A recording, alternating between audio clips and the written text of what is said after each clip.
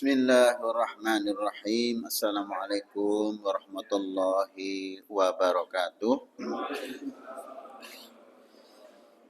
Alhamdulillahi rabbil alamin. Wassalatu wassalamu ala asrafil anbiya'i wal mursalin wa ala alihi wa sahbihi ajma'in.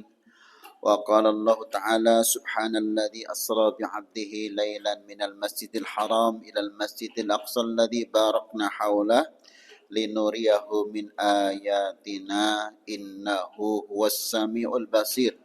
Wa qala an-nabiy sallallahu alaihi wasallam as-salatu imaduddin faman aqamaha faqad aqamaddin wa man tarakaha faqad hadamaddin. Shadaqallahu wa shadaqa rasul karim.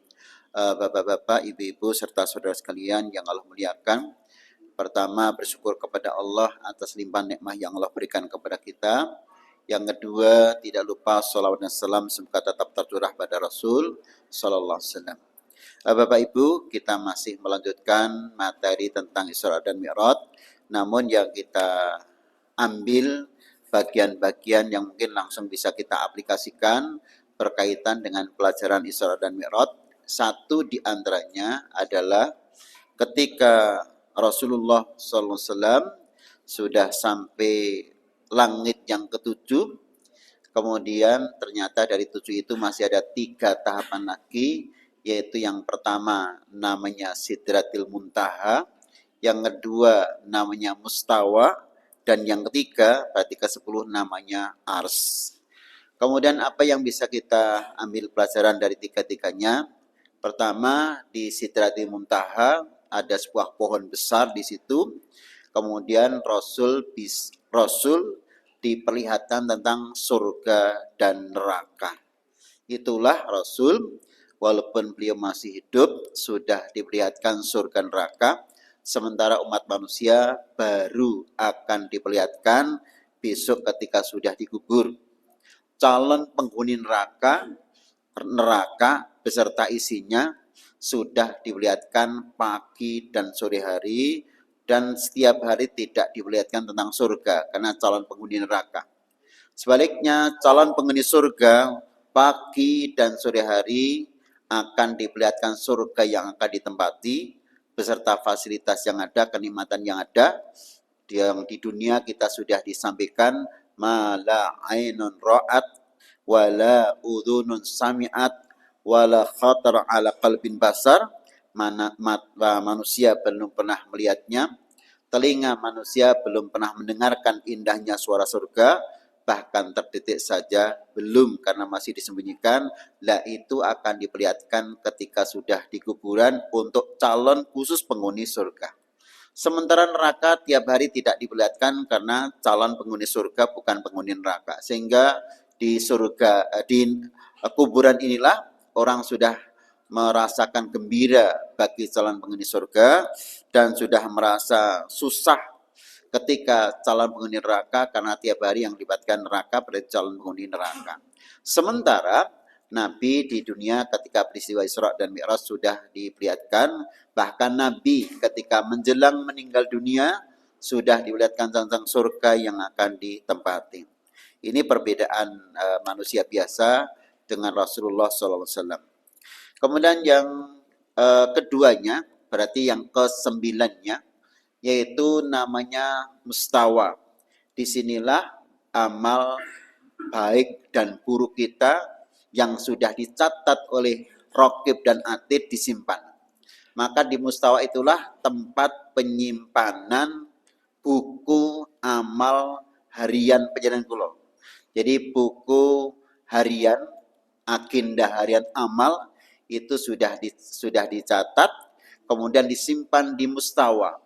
Nah, kelak nanti akan diberikan kepada pelakunya, ada yang menggunakan tangan kanan berhadapan-hadapan, dan ada juga yang menggunakan tangan kiri dari arah belakang.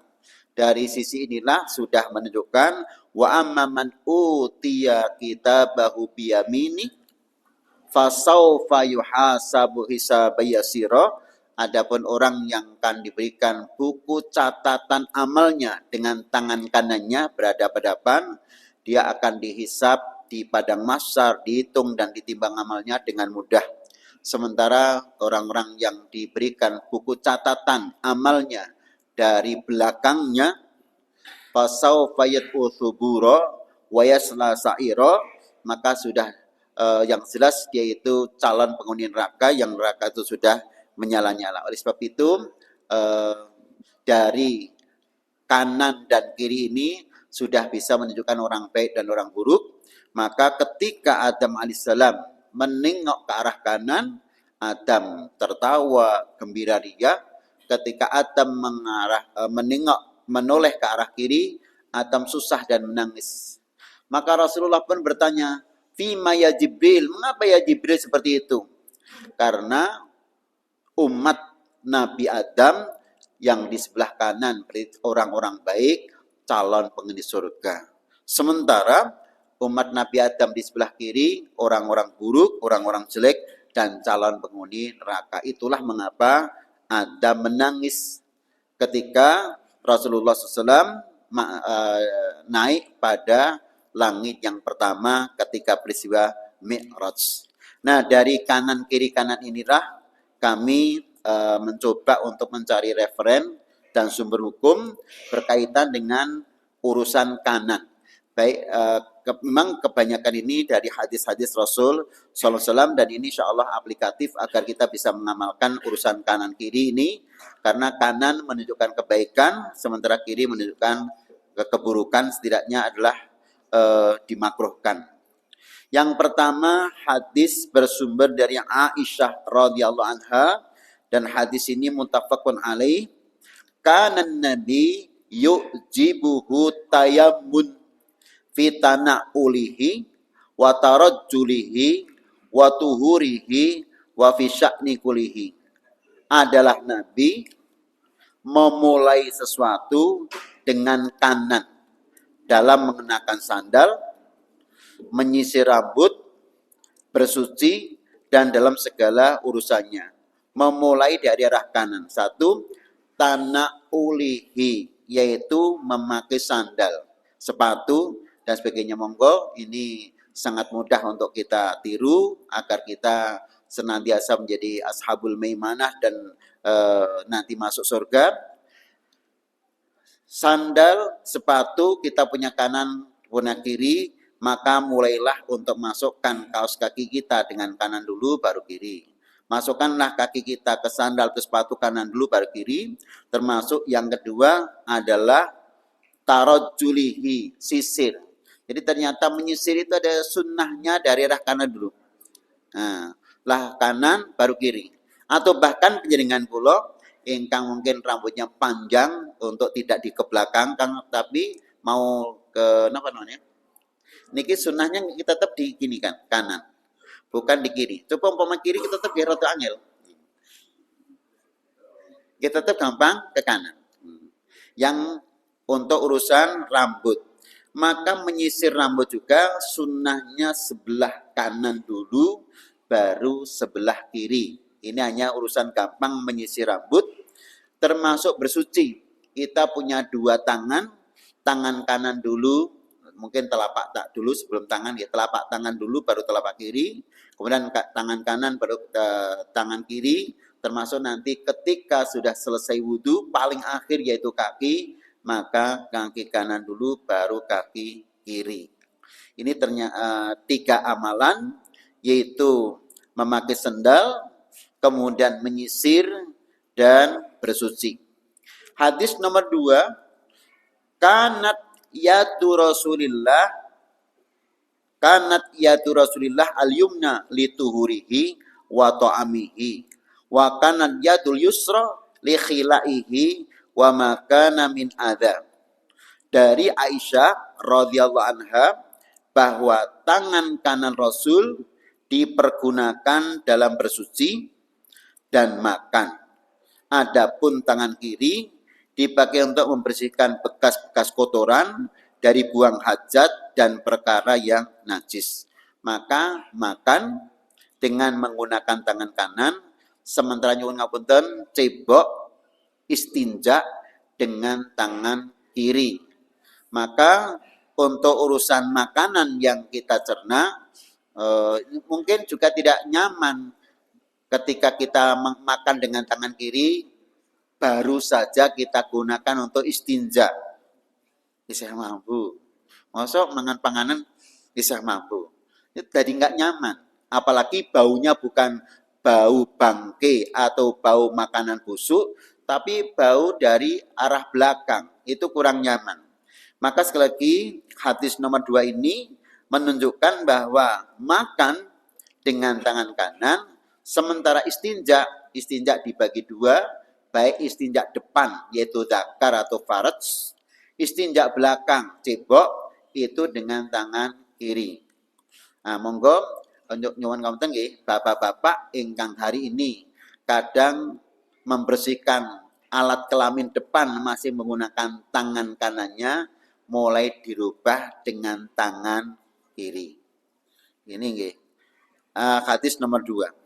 Nomor 3, an Abi Hurairah radhiyallahu anhu qala Rasulullah sallallahu alaihi wasallam, idza labistum wa idza tawadhatum fabda'u bi ayaminikum.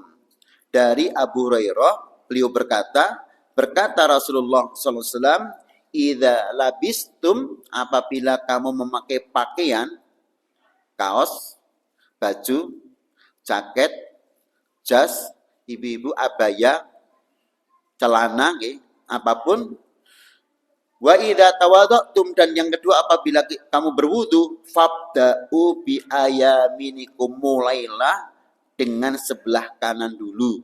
Maka kalau tadi urusannya memakai sandal, kalau sekarang urusan berpakaian, maka berpakaian pun dimulai kanan dulu, lengan kanan, baru lengan kiri, kaki kanan, baru kaki kiri ketika kita pakai celana. Ini aplikatif sekali, maka nanti sekali lagi untuk berpakaian pun ada tata cara berpakaian, cara menggunakan pakaian, memakai pakaian, yaitu dari sebelah kanan dulu, baru sebelah kiri.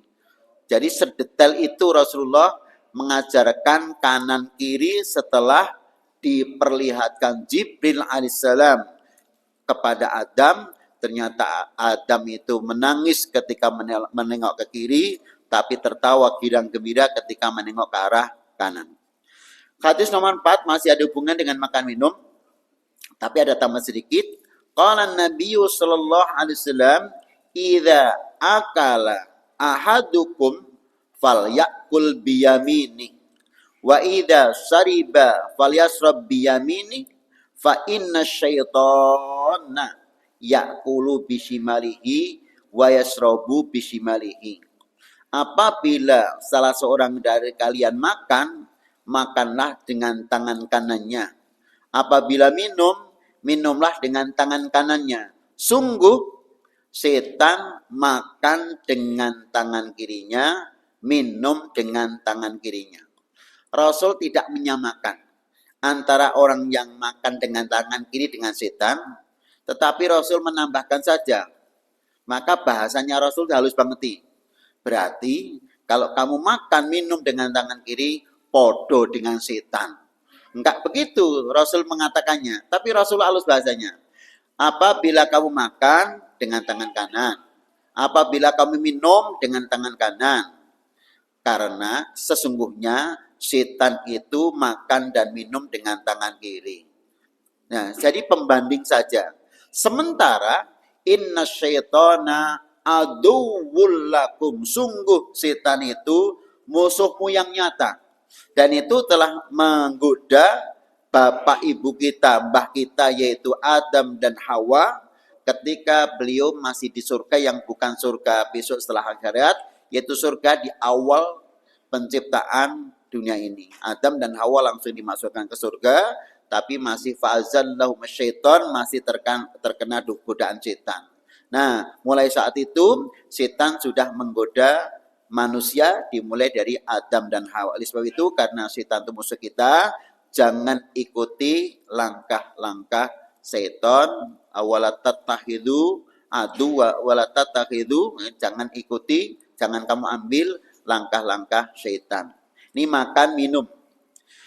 Kemudian nomor 5, minas sunnah, bagian daripada sunnah Rasul, kata Anas bin Malik, idza dakhaltum al masjidah, apabila kamu masuk masjid, antabda'a birijlikal yumna, kamu memulai masuk masjid, dulukan dengan kaki kananmu, tangan kanan, mungkin membuka pintu, kaki kanan langsung melangkahkan masuk masjid sambil berdoa. Doanya, Allahumma ftahli abwaba rahmatika, ya Allah, bukakanlah untukku pintu-pintu rahmatmu. Nah, makna rahmat itu dalam banyak ayat, kemudian banyak tafsirnya juga. Inna rahmatallah qaribun minal muhsinin, sungguh rahmat Allah itu dekat sekali dengan orang-orang yang baik. Sementara rahmat juga bisa diartikan surga. Inna jannatallah qaribun minal muslimin, sungguh surga Allah lebih dekat dengan orang muslim. Jadi masuk masjid kita melangkah dengan kaki kanan dulu, termasuk rumah kita masing-masing. Kemudian hadis nomor 6. Anil Barra bin Azib qala, kunna idza shalaina khalfa Rasulillah ahbabna an nakuna an yaminihi yukbilu alaina biwajihi. Kami, kata Barra bin Azib, jika sholat di belakang Rasul, artinya berjamaah, kemudian kami senang di sebelah kanan beliau.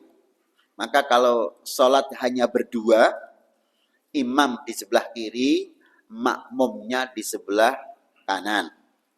Kemudian ketika Rasulullah menengok ke arah kanan, maka yang dilihat aku terlebih dahulu. Senang sekali aku dilihat Rasulullah. Maka ini menjadi dalil juga bahwa ketika kita sholat hanya berdua, imam dan satu makmum, maka makmum berada di sebelah kanan imam, dan ketika imam memulai salam, salamnya akan ke kanan terlebih dahulu, sehingga kali tambahan materi fikih, salam itu sunnahnya sampai sempurna. Bukan assalamualaikum tak gitu. Tapi ini kalau bisa memang ini menghadap ke arah timur, langsung sampai ke arah selatan lurus. Sehingga muka Rasulullah, pipi Rasulullah kelihatan dari belakang. Dari para sahabat yang ikut derek sholat jamaah bersama Rasul. Jadi sempurna sholatnya, tidak usah tergesa-gesa, salamnya sempurna sampai, berarti berapa derajat Bang? 45 nggih? 90. Berarti 90 derajat. Kalau bisa. Nah, maka nyuwun ngapunten, memang berbahagialah Bapak Ibu yang sampai hari ini nyuwun ngapunten tidak tengeng. Mengapa kita tidak tengeng tiap hari olahraga? Nikus tenang Bu. Yang jarang melakukan sholat banyak kena penyakit tengeng. Mulati ngono terus. Ora minggok-minggok, ya ora tau minggok. Nyuwun ngapunten, ini ternyata bagian daripada sehat. Dulu saya pernah menyampaikan tentang sehat itu sering banyak menggerakkan badan. Contoh di Jepang ada sebuah penemuan, ketika orang-orang mencari ikan, itu ikan yang paling mahal itu ternyata ikan yang hidup di bawah. Ini ikan apa Pak? Yang warnanya ikan ikan salmon. Nah, ikan salmon itu ternyata tempatnya agak bawah, bukan di pertengahan atau di atas laut. Untuk menangkap ikan agar tetap sehat, itu nanti kita menyelam, kemudian kita sambil bawa akuarium. Di dalam akuarium hasil dari tangkapan ikan itu sudah dikasih hiu kecil. Ternyata hiu kecil itu agar mengejar-ngejar ikan hasil tangkapan, yaitu ikan salmon, agar nanti ketika sudah sampai di atas, ikan salmon masih tetap hidup. Jadi ikan salmon dimasukkan dalam akuarium, dikejar-kejar terus oleh ikan hiu kecil. Nah, dengan gerak-gerak dia kan lari terus. Lari sampai di atas itu masih hidup. Maka orang yang banyak gerak lebih sehat daripada menang. Gitu ternyata. Itu dari pengalaman nyari ikan salmon di Jepang. Maka Bapak Ibu, ternyata orang silaturahmi jauh lebih sehat, umurnya panjang daripada tidak. Ini kita sekedar sharing, mengisah guyonan tapi real. Ketika silaturahmi, dia akan melangkahkan kakinya kanan, kanan, kiri. Sebagaimana sunnah Nabi, ketika kita mau berangkat ke masjid, sunnahnya itu berjalan kaki, bukan naik kendaraan. Kecuali nggak jauh ya, ini gimana? Sunnahnya jalan kaki. Karena mengapa? Kaki kanan melangkah menambah satu kebaikan, kaki kiri melangkah mengurangi satu dosa. Nah, ketika kita silaturahmi dengan berjalan kaki, itu kaki kita sudah gerak secara tidak langsung sudah olahraga. Kemudian yang kedua, ketika kita mau nyebrang jalan, mesti gini. Wis ngelingok kanan kiri. Nah, kula panjenengan sami silaturahmi juga ngelingok kanan kiri ada kendaraan atau tidak, sholat itu ngelingok kanan kiri udah berapa kali sehari. Jauh lebih sehat daripada orang yang tidak pernah sholat, tidak pernah menengok ke kanan dan menengok ke kiri. Niki tentang urusan kesehatan, urusan menengok kanan kiri sehingga nyuwun tidak tengengan begini terus. Niki tentang kesehatan. Kita lanjutkan hadis Nabi. Kunna idza sholaina khalfa Rasulillah, apabila kami sholat bersama apabila kami sholat di belakang Rasulullah, ahbabna an nakuna an yamini, kami senang sekali untuk berada di samping kanan beliau, yukbilu alaina, beliau menghadap wajahnya biwajhi alaina biwajhi, menghadap ke arah kami, dari wajah Rasul menghadap ke arah kami terlebih dahulu. Maka azib seperti itu. Yang kedua, sahabat Nabi ada yang mempunyai kebiasaan usai sholat itu paling panjang zikirnya, dengan istighfar, dengan subhanallah, dengan alhamdulillah, dengan Allah Akbar dan bermacam-macam doa, agar tidak terganggu duduknya. Itu duduknya pasti pilih di sebelah paling kanan depan. Karena kalau di belakang itu untuk wirawiri. Maka paling kanan depan. Suatu saat di sholat Isya, Rasulullah tidak mendapati. Di mana sahabatku yang sering sholat di sebelah kanan depan, usai sholat tidak segera pulang? Mata ya Rasulullah, beliau sudah meninggal ya Rasulullah. Meninggal. Akhirnya Rasulullah habis sholat Isya bersama Abu Bakar datang ke rumahnya. Nah, betul. Nyuwun ngapunten, yang pertama tadi sakit, begitu ke rumahnya ternyata betul nih, ternyata sudah meninggal. Intinya ada sahabat Nabi yang memang sukanya duduk usai sholat, tidak segera beranjak, dan duduknya pilih di sebelah kanan depan agar tidak terganggu atau mengganggu orang yang lalu lalang dari depan untuk pulang kundur sholat. Yang kedua, kalau tadi sholat berdua. Yang berikutnya, ketika kita sholat jamaah, sunnahnya paling bagus di belakang imam. Tapi ketika nanti di belakang imam itu masih kosong kanan kirinya, maka kita isi sebelah kanan dulu. Baru nanti ketika sebelah kanan sudah full, baru sebelah kiri. Kanan dulu, baru kiri, kanan dulu, baru kiri. Itu tata cara tentang sholat jamaah kita, insya Allah seperti itu. Kemudian nomor 7. Idza ataita madsi'aka fatawaddo wudu'aka lis-shalah tsumma tajji' ala sikkikal aiman. Rawahul Bukhari wa Muslim. Rasul mengatakan, jika engkau hendak tidur, maka berwudulah terlebih dahulu sebagaimana wudu mau sholat. Setelah kita wudu mau sholat, tsumma tajji', kemudian berbaringlah pada rusuk sebelah kanan. Maka tidur pun sunnahnya miring kanan. Nyuwun ngapunten, saya bawa kopian buku.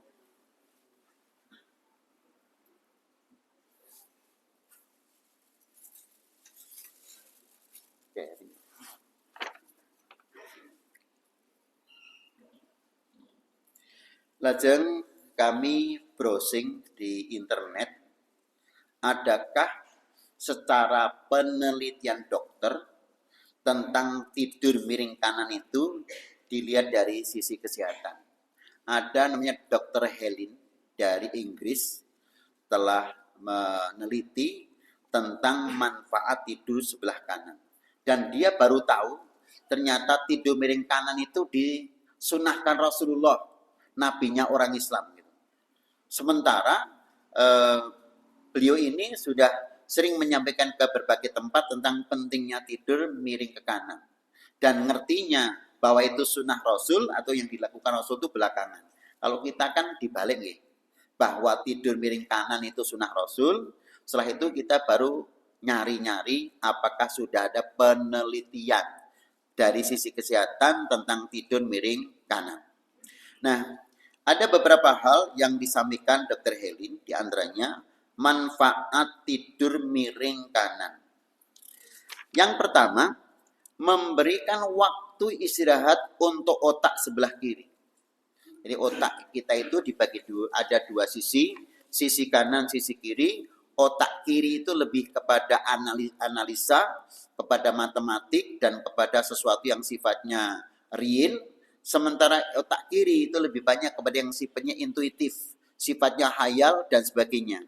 Maka rata-rata orang yang matematikanya bagus, berpikirnya bagus, logikanya bagus, itu lebih banyak tidurnya miring ke kanan, sehingga otak kiri itu istirahat di waktu malam hari.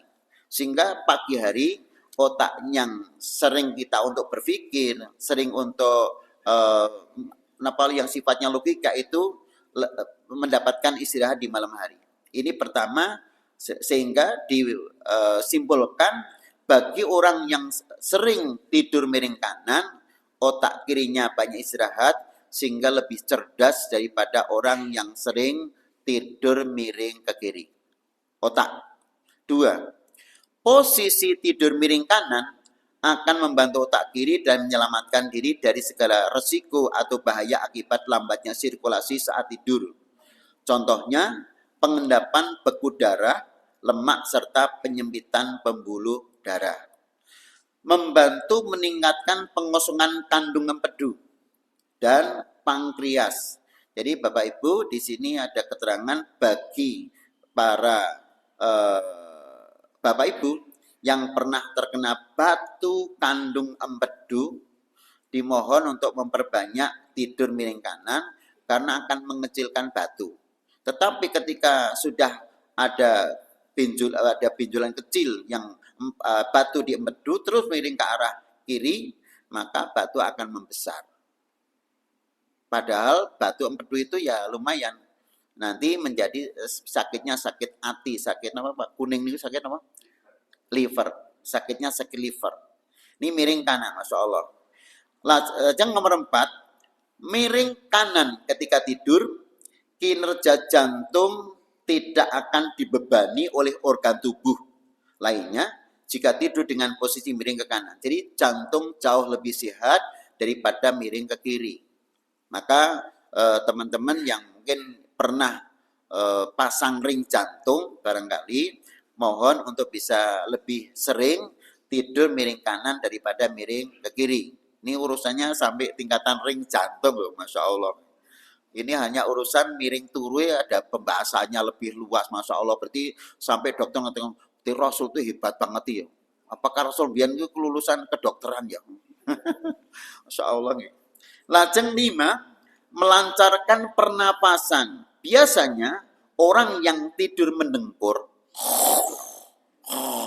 niku rata-rata turunnya mesti melumah. Nek turu melumah mesti pernapasane susah. Oke. Maka biasanya orang yang tidur mendengkur karena ia tidur dalam posisi telentang dan keadaan saluran pernapasan terhalang oleh lidah. Ketika kita telentang, pernapasan terhalang oleh lidah sehingga tiduri ngorok. Mangke nek ibu-ibu nggih jenengan sare bojone ngorok mang balik rodok miring kanan bah. berbagi kuping ra iso turu. Ya napa kan rata-rata begitu, lumah. Nanti diiringkan ke kanan, insya Allah minimal mengurangi suara mendengkur karena pernapasannya lebih enak. Ini tentang tidur mendengkur. Nanti bisa diperhatikan nggih, sing mendengkur rodok seru mesti nanti rata-rata posisi itu tidak mapan, yang kedua melumah. Namun, jika tidur dengan posisi miring kanan, lidah akan cenderung jatuh ke bawah mengikuti posisi miring dari pelaku tidur itu. Jadi, pernapasan akan lancar dan dengkuran akan berkurang. 6. Melancarkan buang air besar. Jika susah buang air besar, salah satu solusi terbaiknya adalah dengan tidur miring ke kanan, sebab posisi tersebut menjadikan usus besar lebih cepat terisi. Kita punya usus besar, usus kecil dalam pencernakan kita. Maka dengan istilah sebab, posisi tersebut menjadikan usus besar lebih cepat terisi, sehingga nanti di pagi hari lebih mudah buang air besar. Ini sampai membantu pencernakan, sementara ketika orang tidur itu pencernaan sedang berjalan. Nah, istilah kambing anggere mandek tidak mangan nggayemi. Berarti nggayemi langsung pencernaannya lancar karena dibantu oleh lidah, oleh mulut. Maka ini urusan pencernaan. Kemudian jika sudah penuh, pergerakan usus akan terangsang yang diikuti relaksasi otot anus. Percepatan dan relaksasi tersebut memudahkan untuk buang air besar. Ketika sudah penuh, merangsang kepada anus untuk segera membuang air besar. Maka ternyata posisi miring kanan lebih mudah buang air besar daripada miring ke kiri. Masih 2 lagi. 7. Menyehatkan paru-paru. Paru-paru sebelah kanan dan kiri tidaklah sama. Dengan tidur miring kanan, jantung juga akan condong ke sebelah kanan dan tidak menjadi masalah sebab paru-paru sebelah kiri lebih kecil. Terakhir, membantu lambung untuk beristirahat. Tidur miring ke kiri akan membuat proses pengeluaran makanan mengalami gangguan dan waktu mengosongkan lambung menjadi lamban, sehingga akan terjadi erosi pada dinding lambung serta meningkatkan akumulasi asam. Untuk itu dianjurkan bagi Bapak Ibu yang sering ada asam lambung. Saat ini banyak yang kena kasus penyakit asam lambung. Satu di antara sekian solusinya turunnya mulai miring tengen. Ini insya Allah mulai mengurangi asam lambung. Ini diantaranya dianjurkan untuk tidur miring kanan sebagaimana Rasulullah SAW. Ini tentang baru urusan tidur ke kanan saja. Setelah diteliti oleh para dokter, di antara dokter Helin itu mengatakan seperti itu. Sementara dalam konsep Islam itu tidur miring kanan itu sudah lama dibahas oleh para ulama ahli fikih. Ini tentang idza ataita madja'aka fatawaddo wudu akalis sholah. Apabila kamu mendatangi tempat tidurmu atau mau tidur, mulailah dengan wudu terlebih dahulu. Kalau perlu gosok gigi, berwudu, kemudian tidur. Tapi bagi para bapak ibu yang mungkin malamnya tidak bisa sholat malam, daripada tidak sholat malam sama sekali, witir dulu sebelum tidur. Karena sudah wudu. Wudu dulu, buang air kecil, wudu, kemudian sholat witir 3 rakaat, kemudian tidur. Sambil miring kanan, baca kulhu, Anas, Al-Falak, mungkin monggo ditambah Al-Baqarah terakhir, atau monggo yang kita hafalkan, tahu-tahu tertidur. Itu jauh lebih kualitas tidurnya bagus daripada tidur kalian bojengi remote mengarep TV. Ngantuk lagi pindah gon, itu tidurnya di kaul atas. Tapi kalau yang pertama tadi kan tidurnya betul-betul diniati. Wudu dulu, sholat 3 rakaat, mapan tidur tengen, maca ayat Al-Quran, kulhu, Anas, Al-Falak, kemudian akhir dari surat Al-Baqarah. Jadi betul-betul diniati untuk tidur. Itu insya Allah hal-hal yang baik. Kemudian nomor 8, 8 tentang menggunakan cincin. Dari Abdullah bin Ja'far, karena Rasulullah yatakhattam fi yaminihi. Dari Abdullah bin Ja'far adalah Nabi menggunakan cincin berada di tangan kanannya. Dalam hadis lain dikatakan fihinsir, di kelingking tangan kanan. Nah, padatan jenengan kula, malkene pun ibu-ibu yang punya cincin nggih, rata-rata dari kita pakai cincin sebelah kiri karena ngenggok kene nganggo tangan kanan. Ternyata Rasulullah itu cincinnya di sebelah kanan. Maka mungkin barangkali ini sudah kita mulai berubah, cincinnya sebelah kanan, kali kalau mau kalau ningali Bapak nganggo jam sebelah tangan kanan. Oke, termasuk jam. Memang di zaman Rasul tidak ada keterangan jam menggunakan tangan kanan, tapi mulailah dengan tangan kanan. Maka tangan kanan itu lebih kuat daripada tangan kiri. Maka bercincin juga menggunakan cincin di tangan kanan. Masalah nanti mau jari yang mana monggo, cuman Rasul menggunakan jari di kelingkingnya yang cincin Nabi bukan terbuat dari emas, tapi terbuat dari perak.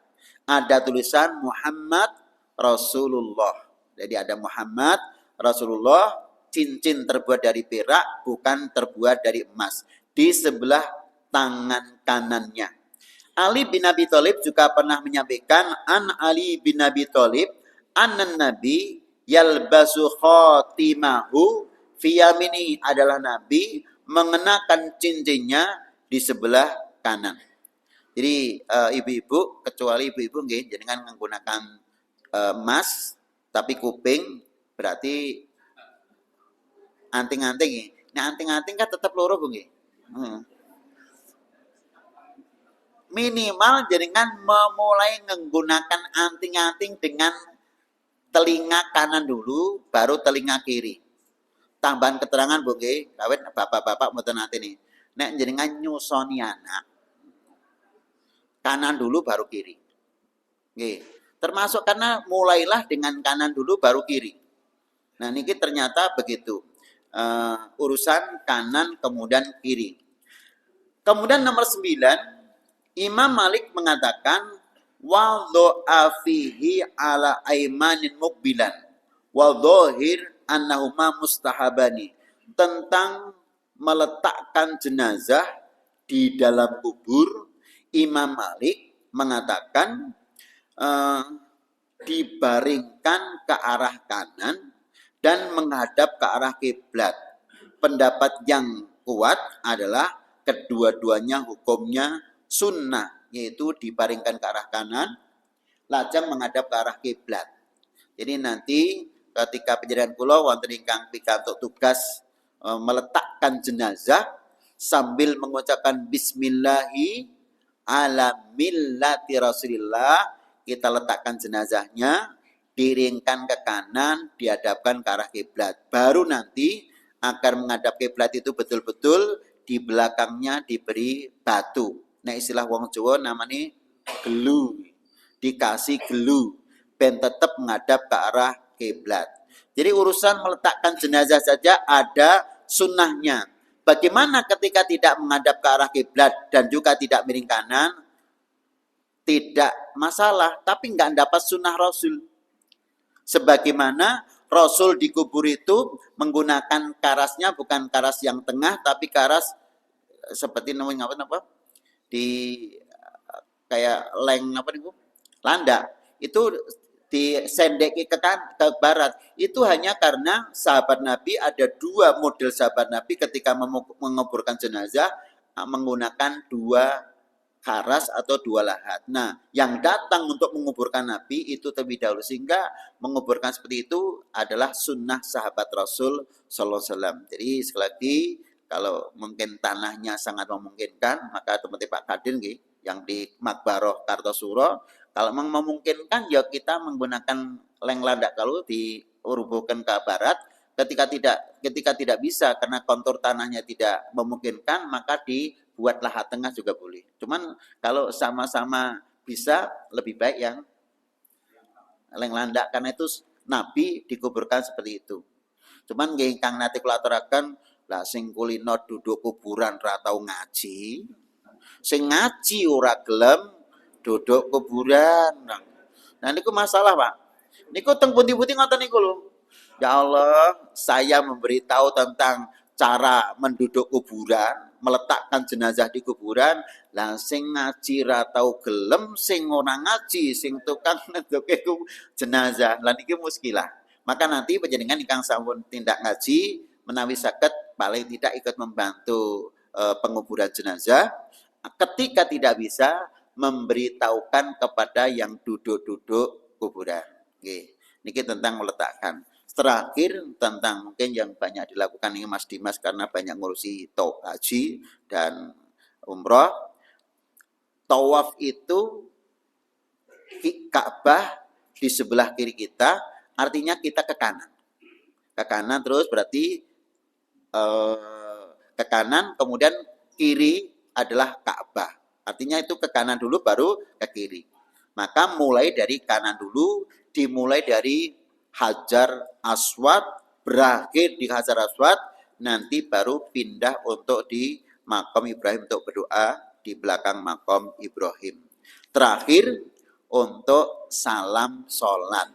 Salam sholat itu ke kanan dan ke kiri. Seandainya kita melihat dari beberapa buku-buku tentang fikih, yang wajib hanya assalamualaikum arah kanan, sementara assalamualaikum arah kiri itu hukumnya sunnah. Sehingga seandainya Bapak Ibu tidak salam ke kiri pun sholatnya sudah sah. Maka ternyata urusan salam ya tetap ke kanan. Kalau langsung ke kiri ya enggak sah. Karena harus ke kanan terlebih dahulu. Miftahus sholat duhur wa tahrim wa takbir wa tahlil wa taslim. Pembuka sholat adalah toharoh.